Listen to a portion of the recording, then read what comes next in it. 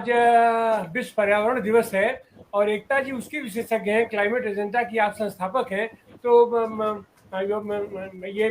Political commentary तो सारे लोग कर ही रहे हैं। हम चाहेंगे कि एकता जी खास करके ये दुनिया के पैमाने पर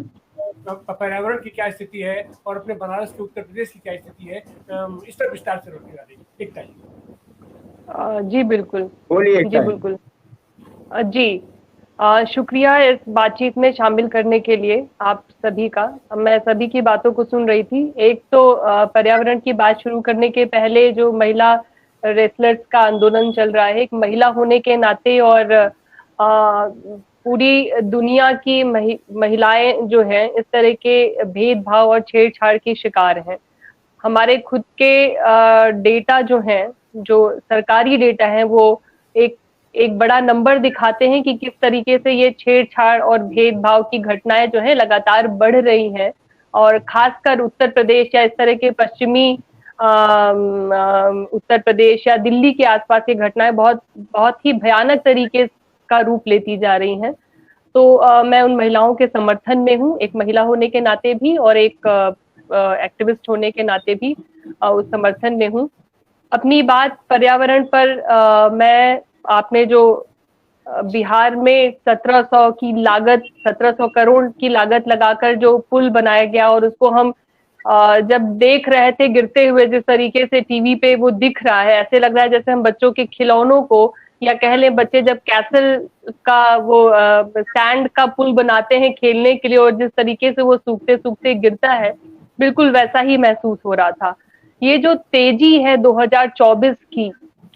2024 आ रहा है, तो कैसे हम जल्दी जल्दी से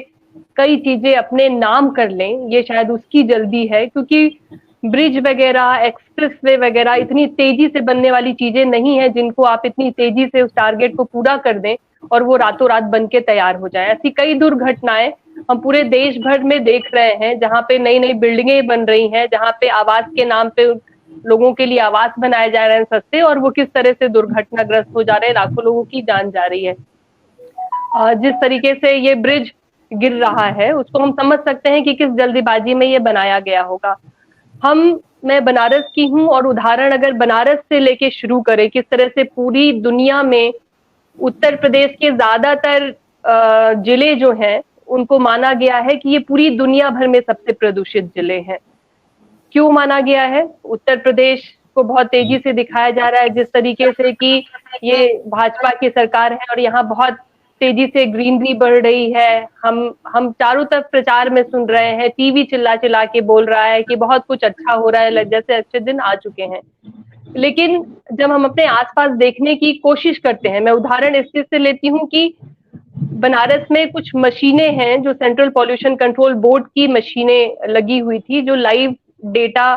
जो है वो प्रेजेंट करती हैं, लाइव मॉनिटरिंग करती हैं। उनके डेटा को हम ऑनलाइन देख सकते हैं कि प्रदूषण कितना है।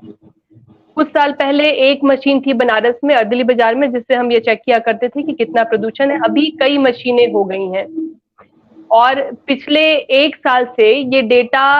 अचानक से इतना सही आने लगा है, ऐसे लग रहा है कि प्रदूषण जो है हम उत्तर प्रदेश में, खासकर बनारस में प्रदूषण मुक्त हो गए हैं। और ये अचानक से हुआ है, पता नहीं मशीनें ऐसा बता रही हैं या सच में हवा साफ हो गई है। लेकिन अगर थोड़ा सा कुछ उदाहरण को देखें, कुछ फैक्ट्स को अगर देखने की कोशिश करें, तो किस तरह का ये बड़ा झोल है जनता को दिखाने का, डेटा में जो झोल किया जा रहा है, डेटा को किस तरीके से फेक तरीके से दिखाने की कोशिश की जा सकती है, उसको दो तरीके से हम चेक कर सकते हैं। एक तो स्वास्थ्य से जुड़ी हुई जो भी समस्याएं हैं, अगर हम सरकारी अस्पतालों या गैर सरकारी अस्पतालों में सीओपीडी के पेशेंट्स को अगर चेक कर लें कि क्या उनकी संख्या इस कम होते हुए डेटा की वजह से उनकी संख्या भी कम हुई है, वो पेशेंट्स कम हुए हैं या बढ़े हैं या उतने ही हैं, और पेशेंट्स अगर उतने ही आ रहे हैं या उनकी संख्या बढ़ रही है, इसका मतलब कि डेटा हमारा सही नहीं है। क्योंकि हवा में जुड़े हुए प्रदूषण से जो जनित रोग है, वो हवा में प्रदूषण कम होने की वजह से उन रोगियों की संख्या कम होनी चाहिए, न कि बढ़नी चाहिए। दूसरा ये कि एक दो महीने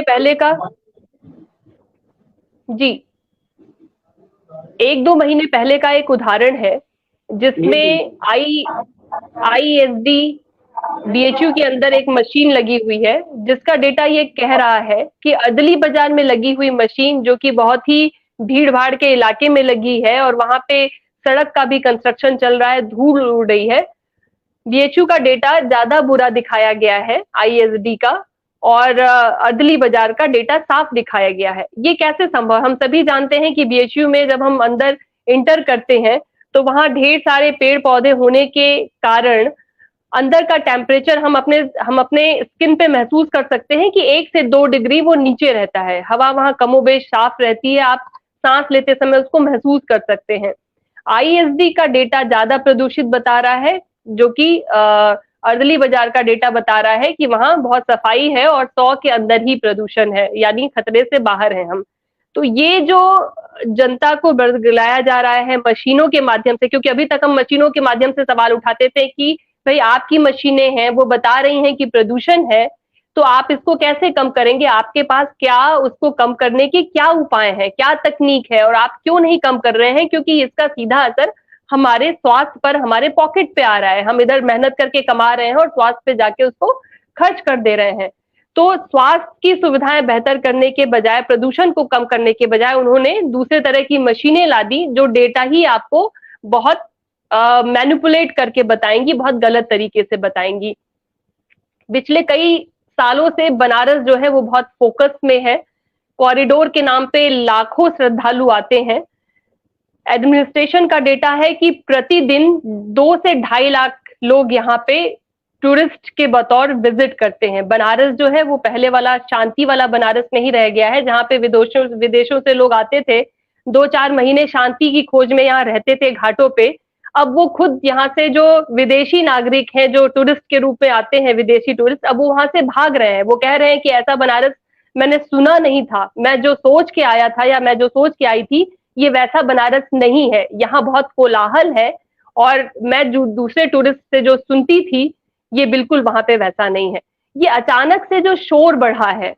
ये अचानक से जो भीड़ भाड़ बढ़ी है, उन्होंने बनारस को एक दूसरे ही खाके में लाके रख दिया है। बनारस जो एक धार्मिक रूप से, या कह ले कि लोग यहाँ पे बहुत दूसरे तरीके के लोग आया करते थे, शांति की खोज में आते थे, कुछ कल्चरल चीजों को सीखने जानने लोग आते थे, कुछ अपना अच्छा समय बिताने लोग आते थे, अब यहाँ की भीड़ को देख के भाग रहे हैं। अब यहाँ का टूरिज्म बहुत दूसरे तरीके का टूरिज्म हो गया है। वो टूरिज्म हो गया है जो दिल्ली का वो टूरिस्ट जो अभी तक उत्तराखंड में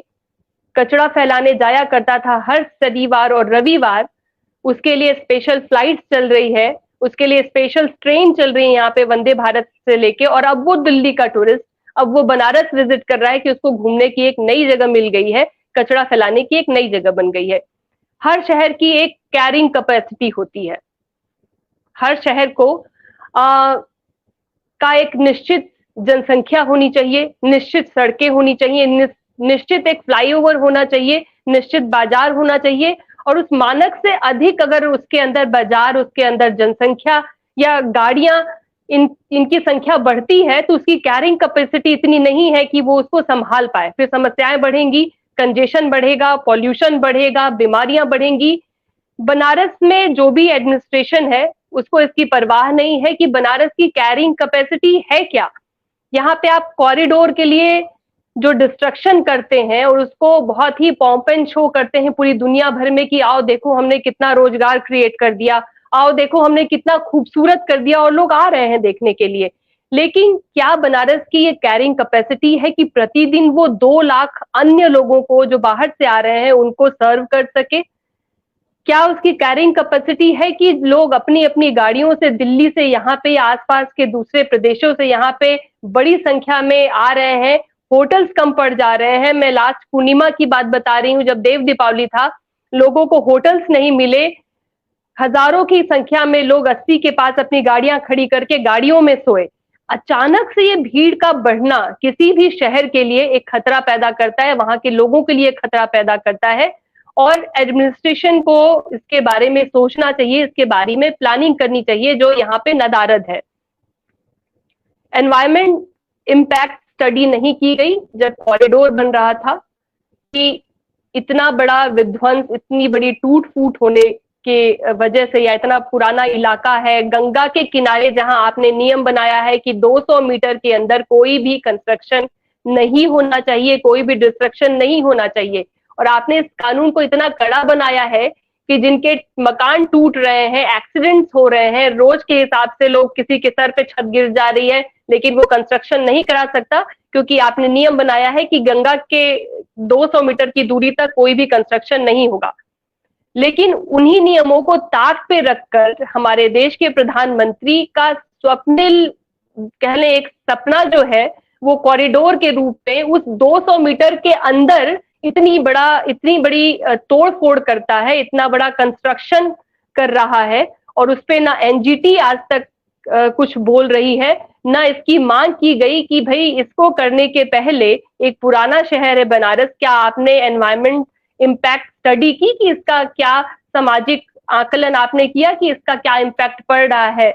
क्या पर्यावरण पे क्या इम्पैक्ट पड़ रहा है, नदियों पे क्या इम्पैक्ट पड़ रहा है, जो वहाँ पे 3 प्रमुख नदियां हैं उस पे क्या इसकी स्थिति होने जा रही है, वहाँ कछुआ सेंचुरी है, आपने वहाँ पे डॉल्फिन, गंगा डॉल्फिन को वहां पे पाला हुआ है और आप उसका प्रचार कर रहे हैं, उन सब पे क्या असर पड़ने जा रहा है, लोगों के रोजगार पे क्या असर पड़ने जा रहा है, आप इसकी बात नहीं करते हैं। आज विश्व पर्यावरण दिवस है और 175 देश मिल करके उन्होंने ये तय किया है कि यूनाइटेड नेशन का जो फ्रेमवर्क है उसके अंतर्गत उन्होंने तय किया है कि प्लास्टिक पोल्यूशन अब बहुत खतरा बनता जा रहा है। हम लोग के खाने में भी माइक्रो प्लास्टिक्स मिलने लगे हैं, हमारे पानी में माइक्रो प्लास्टिक्स मिलने लगे हैं, और किसी भी मशीन के तहत आज तक कोई मशीन नहीं बनी है जो इसको पानी से अलग कर सके या खाने से अलग कर सकती है। ये इनके इन प्रकार हमारे शरीर में जाना ही जाना है। तो जब बात यहाँ पे पहुंच गई है कि ये इतना खतरनाक हो गया है कि हमारे शरीर में पहुंच जाएगा और हमें कई तरह के कैंसर जैसे रोगों के बीच में ला देगा, तो हम थोड़ा जागृत हुए हैं और प्लास्टिक पॉल्यूशन के खिलाफ अब हम उन्मुख हुए हैं। 2018 में भारत के प्रधानमंत्री ने विश्व पर्यावरण दिवस को होस्ट किया था कि बीट प्लास्टिक पॉल्यूशन, जो एक टर्म दिया गया है कि प्लास्टिक को किस तरीके से हम रोजमर्रा के जीवन से हटाएंगे, उसको अपने जीवन से कम करेंगे ताकि प्लास्टिक से होने वाले खतरों से देश और पूरी दुनिया बच सके। 2018 के पहले जब ये बातचीत हो रही थी कि इसको एक कानूनी प्रक्रिया के तहत लाया जाए, एक एग्रीमेंट किया जाए कि जो जो देश इसमें शामिल हैं वो किस तरीके से अपने यहाँ बैन करेंगे, तो भारत सहित जापान और भारत 2 ऐसे देश थे जिन्होंने कहा कि नहीं, हम हर क्षेत्र में प्लास्टिक को बैन नहीं करेंगे, हम डेवलपिंग नेशन है, इंडिया ने कहा, तो हमारे यहाँ भी इसकी बहुत जरूरतें हैं, तो हम इसको बैन नहीं करेंगे, हम सिर्फ समुद्र में होने वाले प्लास्टिक के पॉल्यूशन पे काम कर सकते हैं। लेकिन अंतर्राष्ट्रीय दबाव पड़ने के बाद अभी ये स्थिति है कि इंडिया ने कहा कि नहीं भी हम बैन करेंगे, कंप्लीटली बैन करेंगे, और 2022 में कानूनों में परिवर्तन करके फिर 1 जुलाई के समय 1 जुलाई को एक अनाउंसमेंट हुआ कि सिंगल यूज जितने प्लास्टिक हैं उनको बैन किया जाएगा। अब वो बैन किस तरीके से हुआ है? पहले ये होता था कि जब भी बैन होता था हम रिटेलर्स के पास जाते थे, छोटे छोटे सब्जी वालों को पकड़ लाते थे कि तुमने प्लास्टिक बेचा है, तुम प्लास्टिक दे रहे हो, 500 जुर्माना निकालो या जेल चलो, और वे बेचारे दिन भर की कमाई उसकी उस जुर्माने में चली जाती थी। कभी भी प्रोडक्शन पे बात नहीं की गई। काफी हल्ला मचा, बहुत सारी संस्थाओं ने हल्ला मचाया कि छोटे छोटे वेंडर्स को पकड़ने के बजाय आप बड़े कल्प्रिट को पकड़िए, आप प्रोडक्शन पे क्यों नहीं बैन लगाते हैं। तो 2022 के कानून में प्रोडक्शन पे बैन लगा, लेकिन वो हम देख सकते हैं कि किस तरह का बैन है। हमारे जैसी संस्थाएं जब कोई सेमिनार या वेबिनार करती हैं किसी होटल्स में, और उनसे ये अर्ज करती हैं कि पानी के बॉटल्स आप नहीं रखिए। कोविड के बाद ये बहुत तेजी से प्रचलन बढ़ा है कि छोटी छोटी बॉटल्स पानी की वो रख देते हैं पीने के लिए सभी के पास, और वो कई सौ की संख्या में होती है। वो ऐसा भी नहीं होता है कि 1 लीटर की बॉटल है तो आप दिन भर में उसको कंज्यूम करिए। वो छोटे छोटे जो कुछ ग्राम्स के बॉटल्स जो हैं वो आपके पास दिन भर रखते जाएंगे, चेंज करते जाएंगे। इस अर्ज पर कि हम पर्यावरण पे काम करते हैं, हम प्लास्टिक के बॉटल्स नहीं इस्तेमाल करते हैं, आप जो भी आपके यहाँ आरओ वाटर है आप वो उसमें सर्व करिए जग में हमारे सभी गेस्ट को, वो साफ मना कर देते हैं कि अब ये इस्तेमाल ही नहीं होता है। बनारस के किसी होटल में ये बहुत मुश्किल है कि आपको इस तरह की बहुत आग्रह करने पे पानी के जग दिए जाएंगे, किसी बड़े कार्यक्रम में वो लाके छोटी छोटी बॉटल्स रख देंगे। आप उनको एक्स्ट्रा पैसा दीजिए, बहुत कहिए कि भाई हम अलग से मैनेज कराएंगे, हमारे लोग रहेंगे, तब जाके वो थोड़ा मैनेज करेंगे। तो ये जो प्रैक्टिस है जो कानून की तरफ से या प्रशासन की तरफ से आनी चाहिए, इसका नोटिफिकेशन, इसका सर्कुलर होटल्स में भी जाना चाहिए, वेंडर्स, छोटे छोटे वेंडर्स के पास भी जाना चाहिए, उस प्रक्रिया पे कोई काम नहीं हो रहा है। सभी दारोमदार जो है वो इंडिविजुअल के ऊपर डाल दिया गया है कि हम सुधरेंगे जग सुधरेगा। ये बहुत आसान है, क्योंकि जब आप बॉल को इस कोर्ट में डाल देते हैं कि इंडिविजुअल एक्शन इंपॉर्टेंट है, तो आप सरकार को एकदम खुला छोड़ देते हैं कि बॉस आपकी कोई भूमिका नहीं है। हर कार्यक्रम में मैं ये सुनती हूँ कि हमारे जो दूसरे पर्यावरण के साथी हैं वो कहते हैं कि हमें खुद को बदलना होगा। भाई हम 100 लोग भी बदल जाएंगे और सरकार जो है इसी तरह के प्लास्टिक लाते रहेगी, हाईवे बनाने के लिए, कॉरिडोर्स बनाने के लिए पेड़ काटती रहेगी, तो हम इंडिविजुअल एफर्ट के माध्यम से किस तरीके से दुनिया को बदल सकते हैं, किस तरीके से एक एग्जाम्पल ले सकते हैं कि हमें बदलना है या हमारा एफर्ट जो है उसको रिकॉग्नाइज किया जा रहा है प्रशासन या सरकार की तरफ से। पूरे उत्तर प्रदेश को सरकार बहुत खुश होकर बताती है, लेकिन मुझे कहीं ना कहीं ये कमेंट जैसा लगता है कि उत्तर प्रदेश को एक एक्सप्रेस प्रदेश कहा जा रहा है। जहां देखिए वहां एक एक्सप्रेस निकल गया, जहां देखिए वहां एक हाईवे निकल गया। ठीक है, बहुत लोगों की जरूरतें हैं, आपने जो है दूरियों को कम किया है कि लोग कम समय में ज्यादा दूरी तय कर ले रहे हैं, लेकिन उसकी एक लिमिट होनी चाहिए, उसकी जनता से वार्तालाप होनी चाहिए कि कहाँ जरूरत है। सिर्फ इसलिए कि आपकी मंशा है, आपको लगता है कि दिल्ली जल्दी पहुंचना है। कितने लोग हैं जिनको बहुत फास्ट दिल्ली पहुंचना है, कितने लोग हैं जैसे जिनको तुरंत से लखनऊ में रोजाना का काम है, अप डाउन का काम है। एक मास को लेके आप नहीं चल रहे हैं, एक ऐसे वर्ग को लेके चल रहे हैं जिसके पास 4 पहिया गाड़ी है और जिसको उस रोड पे चलना है और बहुत स्पीड में चलना है। आप उसके लिए योजनाएं बना रहे हैं, आप उस तमाम वर्ग के लिए योजनाएं नहीं बना रहे हैं जिनको साइकिल से चलना है, जिनको पैदल चलना है, जिनको ट्रेन से चलना है, जिनको बस से चलना है। उनके लिए किसी भी तरीके की इस पर्यावरण को दृष्टि में रख के कोई योजनाएं नहीं बन रही हैं। हम ये देख सकते हैं कि ट्रेन में भी जो बोगियां लग रही हैं वो एसी की बोगियों की संख्या बढ़ती जा रही है, उनके दाम बढ़ते जा रहे हैं, लेकिन एक ही छोटी छोटी बोगियों में ठूस ठूस के लोग भरते जा रहे हैं। वो लोग जो नहीं ये एसी वाले डब्बे को वहन कर सकते हैं जिसका दाम, उनके लिए बोगियों की संख्या आज भी नहीं बढ़ी है। आज भी वो एक ही डब्बे में जानवरों की तरह घुस के जाते हैं और कोई भी उनको रिकॉग्नाइज नहीं किया जाता है। तो जो सुविधाएं बढ़ रही हैं वो कुछ एक क्लास को ध्यान में रख के बढ़ रही हैं। जो पेड़ों को काटा जा रहा है, अभी हम देख रहे हैं बनारस में भी कई तरह के आंदोलन चल रहे हैं, किसानों के आंदोलन चल रहे हैं। अभी बीते दिन जो है एक बहुत बड़ी झड़प हुई जिसमें किसानों के ऊपर हाथ उठाया गया, उनके ऊपर हमला किया गया एक बुरी तरीके से, बस इसलिए कि वो ये कह रहे थे कि भाई बिना बातचीत के, बिना किसी समझौते के आप हमारी जमीन नहीं ले सकते हैं। हम ये देख रहे हैं कि नमामि गंगे के नाम पे बहुत सारे प्रोजेक्ट आ रहे हैं, हम गंगा को बचाने की बात कर रहे हैं, लेकिन गंगा में ही हम ड्रेजिंग कर रहे हैं। गंगा के ही किनारे हमने बिना एनओसी लिए एक पोर्ट बना दिया है जहां पे जहाजें आएंगी और भविष्य में उनको परिवहन के रूप में गंगा का इस्तेमाल किया जाएगा। अभी तक इसके लिए कोई भी इम्पैक्ट स्टडी नहीं की गई है गंगा में, जो कि बहुत जरूरी है। गंगा को लेके हम देख रहे हैं कि जिस तरीके का मनोभाव पूरे देश में है, मंदिरों को लेके जिस तरह का मनोभाव पूरे देश में है, वो कहीं भी उमड़ के यहाँ पे आता हुआ नहीं दिखाई देता है कि लाखों टन कोयला लेके यहाँ से व्यापार करना गंगा के बीच में से